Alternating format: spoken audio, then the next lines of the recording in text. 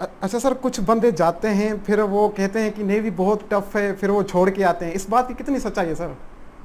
دیکھیں نیوی، دیکھیں ایک دفعہ آپ جب آ رہے ہیں ملٹری میں، تو ملٹری تو لازمی بات ہے، آپ کو جب فوج میں جا رہے ہیں تو وہ تو سخت ہوتی ہے.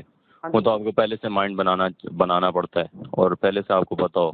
کیونکہ آرمی ہو گئی، ایئر فورس ہو گئی، نیوی ہو گئی، کسی میں آپ کمپیریزن نہیں کر سکتے، کیونکہ ہر کسی کا اپنا الگ کام ہے، اپنا الگ جو ہے ٹف ٹائم ہوتا ہے وہ گزارنا ہوتا ہے. تو اس ٹف ٹائم کو کچھ لوگ گزار دیتے ہیں، لیکن کچھ لوگ یہ ہے کہ نہیں گزار پاتے، جس کی وجہ سے وہ چھوڑ کے آ جاتے ہیں. جی سر. اچھا اچھا سر، اگر کوئی نیوی جوائن کر لے اور اس کے بعد وہ چھوڑنا چاہے تو وہ چھوڑ سکتا ہے؟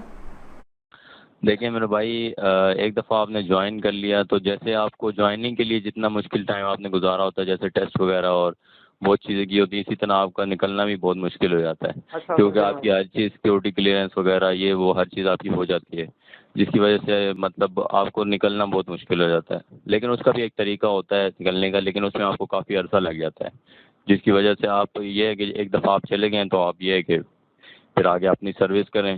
اگر آپ کو پہلے سے مائنڈ نہیں ہے تو وہ آپ جائیں نہ. اچھا سر، مطلب آپ اپنی مرضی سے سکتے ہیں اور جا نیوی والوں کی مرضی سے سکتے ہیں.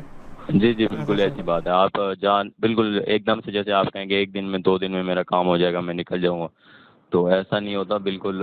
جیسے آپ اگر ایک دفعہ چلے گئے ہیں تو آپ کے لیے پھر مشکل ہو جاتا ہے نکلنا، کیونکہ اس کے لیے لازمی بات ہے آپ کو بہت گورنمنٹ کا اور نیوی کا خرچہ ہوا ہوتا ہے ایک ہاں بندے جی. کے اوپر.